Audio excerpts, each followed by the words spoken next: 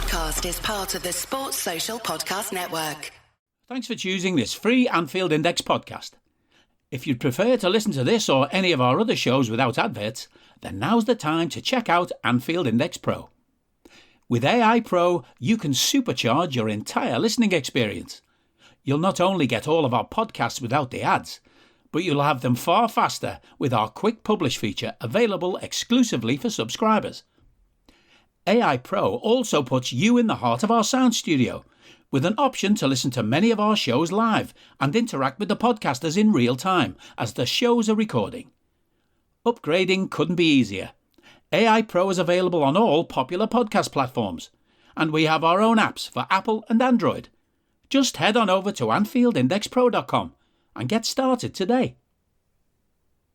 Good morning, good afternoon, good evening, wherever you are, whatever you're doing, and welcome to the first Stat Me Up for 2024. So, ladies and gents, speaking of 24, we're about 24 hours after the Newcastle game, where the Reds still sit top of the tree. We've got the Cups coming up as well, haven't we? We've got Arsenal in the FA Cup at the weekend. We've got Fulham into midweek, and then we go on a break. However, something tells me the Reds might not just be jetting off to Lanzarote as many others are hoping to. And because it's the first Stat Me Up, ladies and gents, I am delighted to say, as ever, I've got Ben Bocksak with me, ready to give me the stats, the figures, and give us some info. So, Ben, happy 2024. How are we?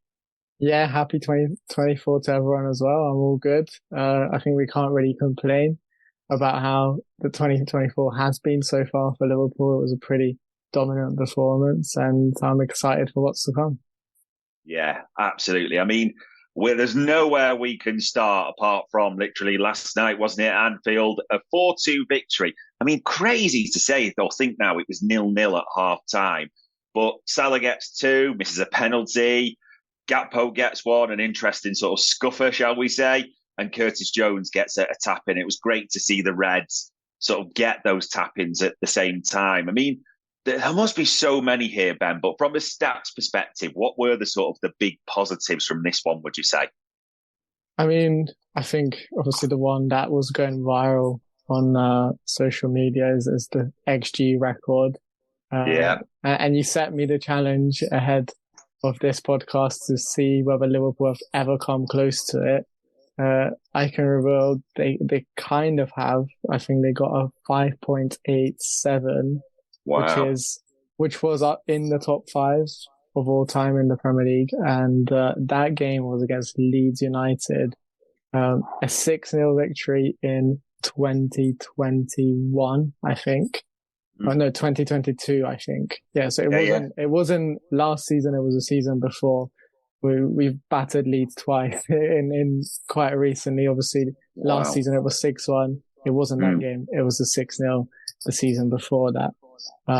So yeah, they've come close to it before, but other than the XG, I think that the dominance overall was highlighted by the amount of touches Liverpool had in the opposition's penalty box. So that they had a touch. I think overall it was 63 touches in Newcastle's box, which if you average it out is a touch every 1.4 minutes. So that's pretty incredible. And it shows you the dominance Liverpool had. We were all over them. And, I think Newcastle were very flattered by the scoreline, to be honest. 4-2 doesn't really tell the whole story. Yeah, it does seem crazy that at one point, I remember in the stadium thinking, how the heck is this 3-2? We battered them. But we did miss chances. There's no two ways about that. And there was some sort of guilty in the other. But an overall great team performance. I mean, stats-wise, I'd probably bet money on where you're going to go with this, but we'll find out if I'm right. Man of the match? I mean, it's a difficult one because I think there was quite a few standout performances. Obviously, Mohamed Salah was really good, barring that penalty miss, which is becoming a little bit of a worrying trend for me in terms of the amount of penalties he's missed recently. Luis Diaz, I thought, was brilliant. He completed the most dribbles on the pitch, 5, which is the most he's completed in a single game this season. So that was really encouraging to see. I think he was back to his best. I thought Endo did really well. I think there was a lot of good performances. Diego Jota's cameo. Yeah. But for me, it's got to be Curtis Jones. I just think it was a pretty complete performance from him. He completed all his dribbles, which was 2 out of 2. Completed all his attempted tackles, again, 2 out of 2. He made the most recoveries on the pitch, won the most duels in midfield.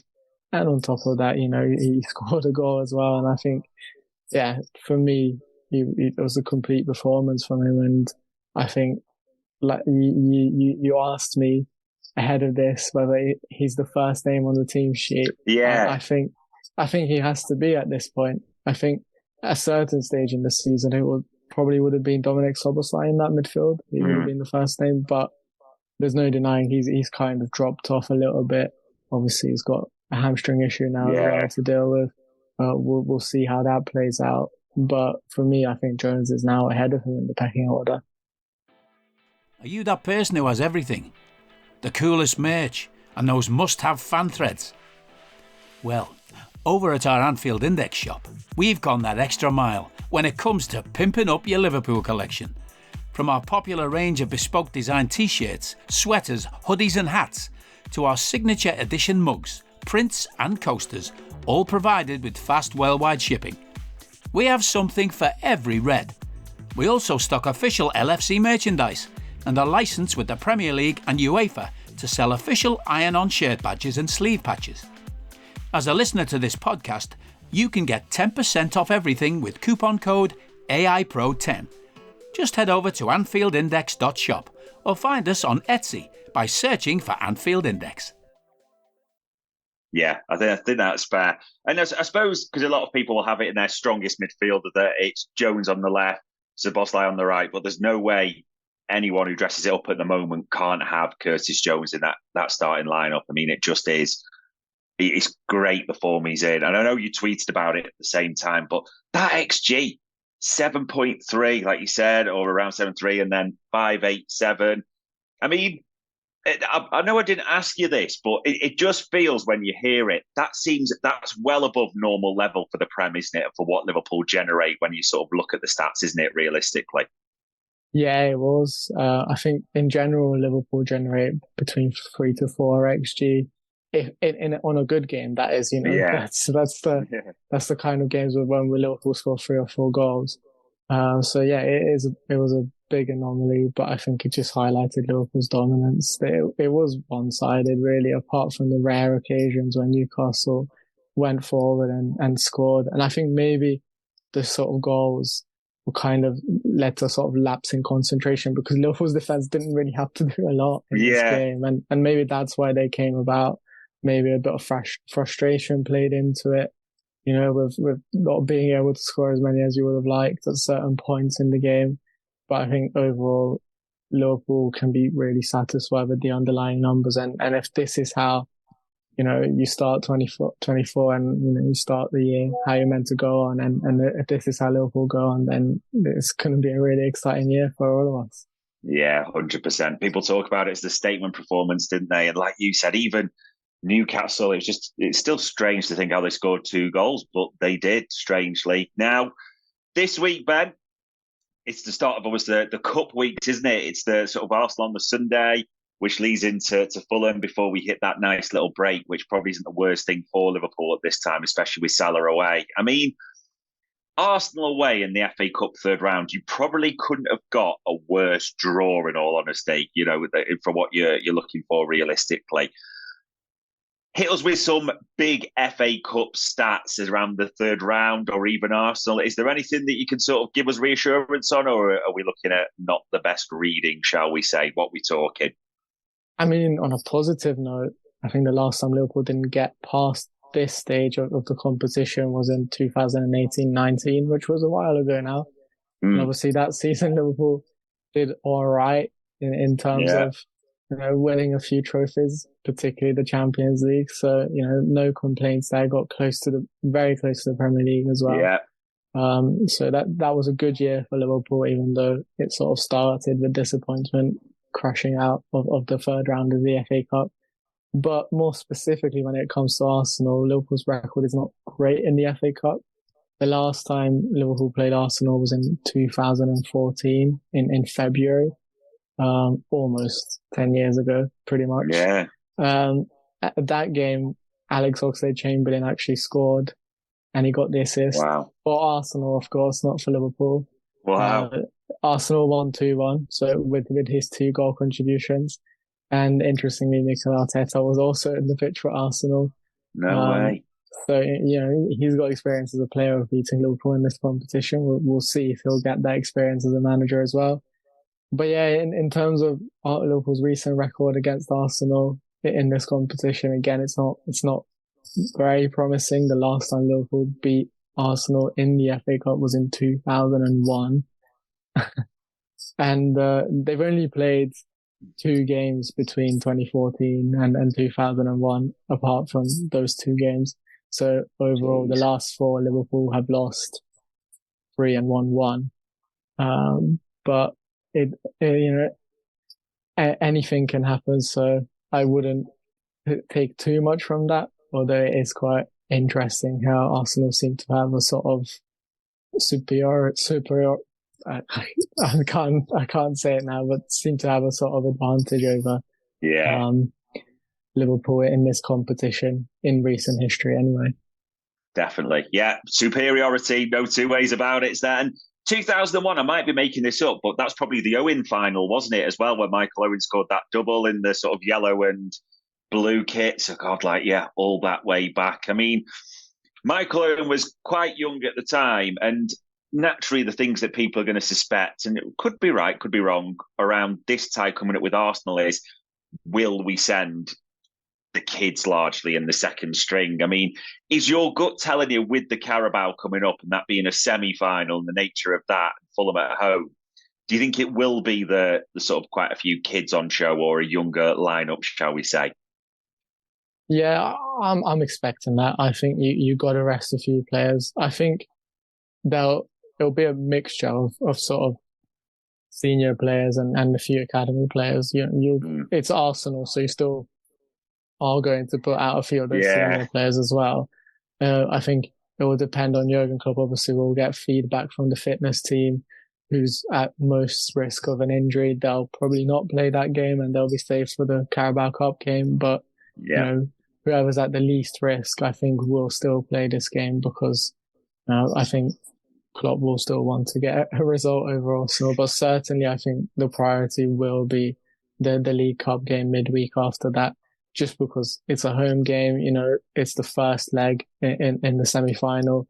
You want to get a bit of an advantage. You want to be able to maybe rest players in the second leg as well, given Liverpool have a pretty intense schedule towards the end of January and the beginning of February. So, ideally you want to get that wrapped up at Anfield. And, for that reason, I think they will prioritise that semi-final game. Which makes sense because one gives you a far better chance than the other, doesn't it, of getting to Wembley? And even if you beat Arsenal, there's still a long way to go, as it were. It will be interesting to see. And aside from the other considerations, probably one player that we know he's off to AFCON. I mean, he was unreal the other night, wasn't he, Mo Salah? Absolutely unreal. 2 goals, 1 assist, missed a penalty, but Newcastle just couldn't handle him. Simple as that. And the records, again, it sounds terrible. It's just a standard season. We almost expect it now, don't we? Wish we shouldn't, but it was an unbelievable performance. I mean, probably looking almost beyond Salah for a temporary period, Ben. When we look at the stats, do the stats tell us, is there a best combo to replace Salah, a best way to mitigate it, why it's out? What do we sort of take from what we can see there? I think, if we're looking at the stats, your best bet to replace Salah's numbers in terms of goal contribution is the man who's just come back, Diego Jota. Liverpool have missed him in this last month. I think he's missed about a month of football. But his underlying numbers are really good. He's averaging a goal contribution every 87 minutes for Liverpool. He was involved in 2 goals last night. So you can see, he hasn't even started a game since he's come back and he's already got 3 goal involvements, winning that penalty against Newcastle, getting the assist as well and scoring.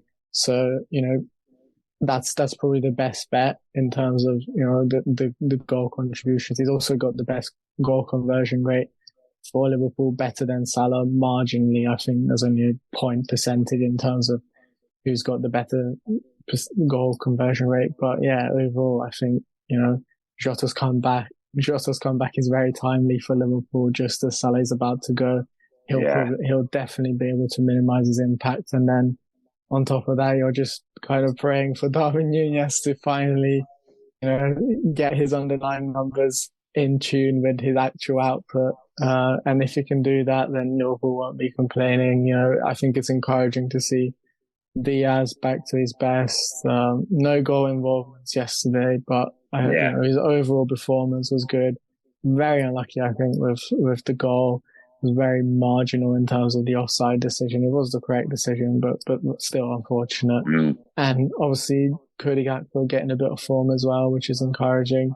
So it's not looking as bleak as it was looking, I think, maybe a couple of weeks ago. But it's still a huge loss, and obviously Salah's going to be missed.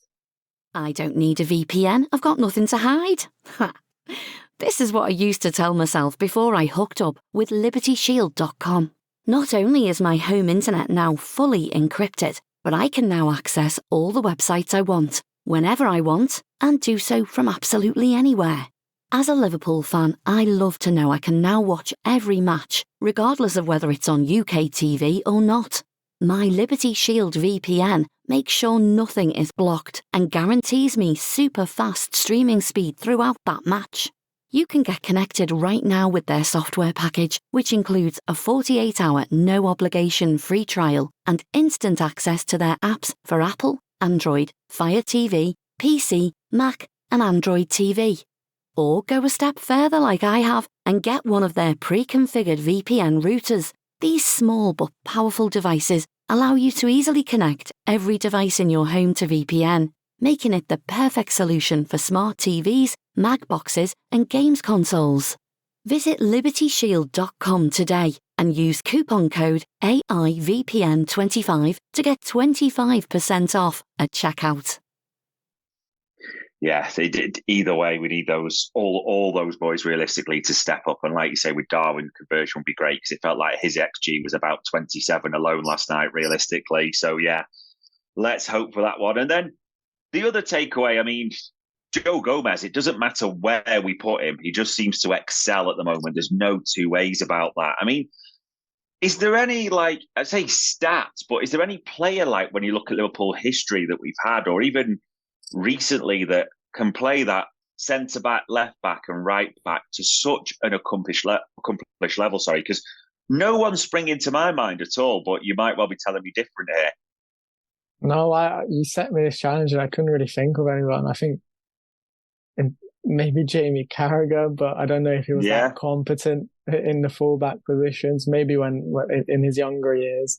I'm pretty sure, correct me if I'm wrong, but I'm pretty sure he made his debut as a left back for Liverpool and obviously played quite a few games as a right back as well. So yeah, he's the only one that I could come up with and think of. But yeah, I can't really think of anyone else. Yeah, I think it was a while ago Carragher made his debut because he almost, remember he got that yellow card he scored against Villa, didn't he? I think he almost started at holding midfielder, which is crazy to say to me, but he has got one more on Joe Gomez, and like you say, he's been left back there. But yeah, I mean, that just shows. I think if we put Joe Gomez as important as Jamie Carragher in Liverpool's history, that's a big footnote, isn't it, realistically? So fingers crossed we're saying that. And then I suppose the only other thing coming up, that Fulham two-legged, because we were chatting about it. A lot of people are thinking, is it the one-legged? This is the last year, as they're saying, of the two-legged tie. So it's Anfield first, Craven Cottage second. So hopefully Liverpool go there with a good lead. That will be the hope to get to Wembley. I mean, what does history tell us stats-wise? Do we get on well in these two-legged semis, Ben? Are you giving us hope, or is there anything that history works against us at all? Well, I regret to say it's not the most promising in terms of recent history for Liverpool. Looking at the last sort of 4 times that Liverpool have been at this stage, Two of those were Liverpool were eliminated in the semi-finals. That was in 2016 and 17 by Southampton, and 2014 and 15 by Chelsea. Then, of course, there was one final appearance in 2015 and 16. So they got through the semi-finals that year. And then most recently, I think that will be the most encouraging one was the season that Liverpool actually won it.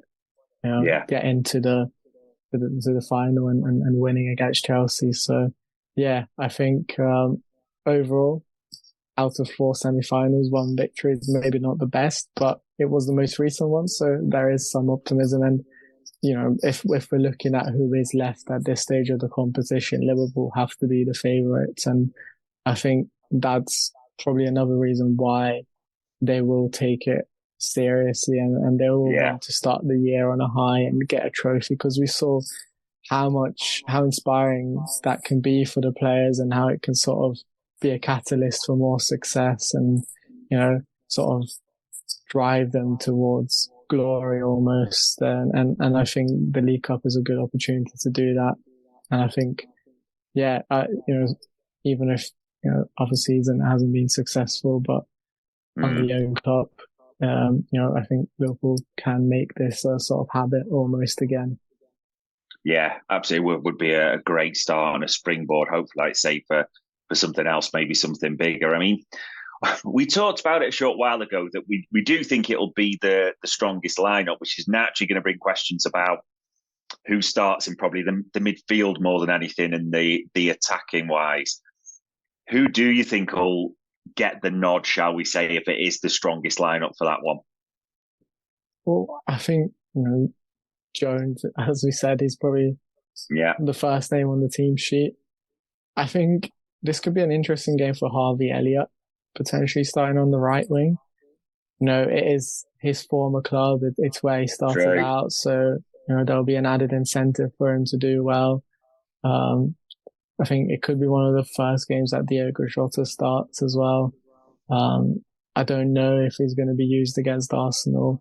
I think Klopp might rest him and sort of save him for the Fulham game. Almost. I think the Arsenal game is almost screaming of Darwin Núñez and his chaos. With the kids, he can cause a bit of mayhem. So yeah, I'm kind of expecting that. And then probably, it'll be between Diaz and Gakpo, who's sort of deemed the most fit to play that Arsenal game, and who misses out, whoever one of those will then come into the starting 11 against Fulham. Yeah, it is.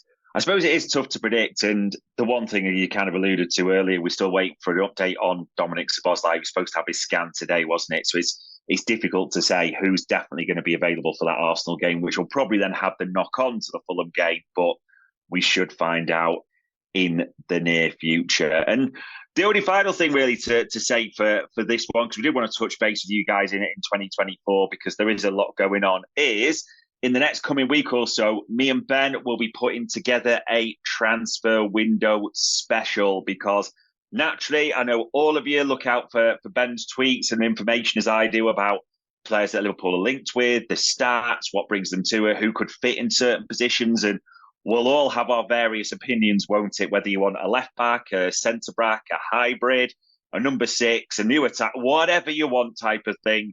Me and Ben will run through it all. So yeah, keep your eyes peeled in the coming week for that one as well, ladies and gents. So 2024, a positive start. We will see what the week of the Cups bring just before we get towards the nice little break that will suit the Reds and everyone else. So all it really leaves me to say, as ever, is Ben, thanks for the time. Thanks for the stats and the insights. It's much appreciated, pal. Yeah, it's been a pleasure. Really enjoyed it.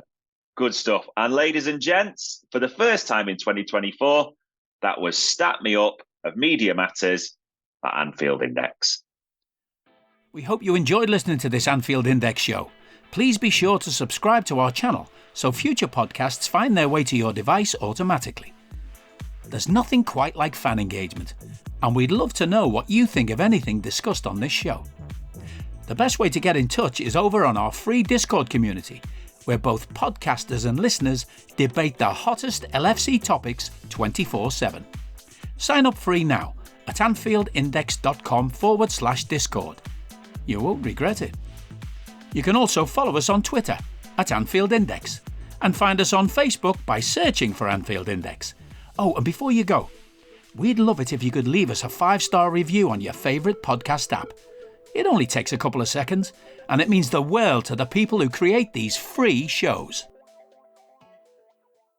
Sports Social Podcast Network. When you download the Kroger app, you have easy access to savings every day. Get the most out of weekly sales and receive personalized coupons to save on your favorite items, all while earning 1 fuel point for every $1 spent. Kroger makes it easy to save while you shop, whether it's in-store or online, so you get the most value out of every trip, every time. Download the Kroger app now to save big on your next purchase. Kroger, fresh for everyone. Must have a digital account to redeem offers. Restrictions may apply. See site for details.